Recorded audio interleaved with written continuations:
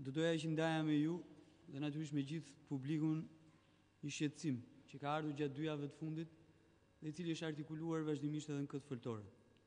Qeveria e kryeministrit Sali Berisha po ble me parat të pista dhe duke përdorur 2 biznesmen grupin mediatik të pavarur News 24. Për disa javësh dhe veçanërisht 2 ditë të fundit, pra sot dhe nesër, po konsumohet përpjekja më e madhe për blerjen nga pushteti politik dhe i korruptuar i Sali Berishës, i grupit mediatik News 24, si i grup i pavarur, profesional dhe ndër më të rëndësishmit në vend. Me parat të pista. 2 politikanë ndër më të korruptuarit në këtë vend. 2 biznesmen pa para dhe në vështirësi të madhe financiare janë pjesa e identifikuar e këtij operacioni që udhëhiqet prej Sali Berishës. 7 milion euro është vlera e këtij operacioni.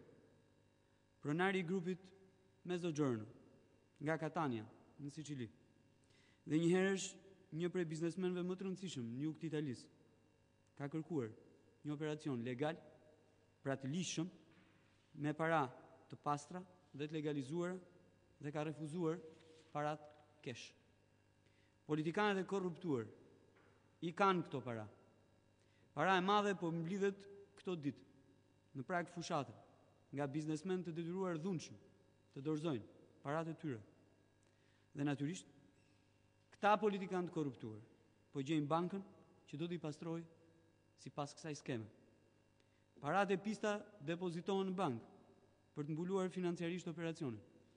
Banka jep kredi 7 milion euro për 2 biznesmenët e mbuluar nga parat e pista.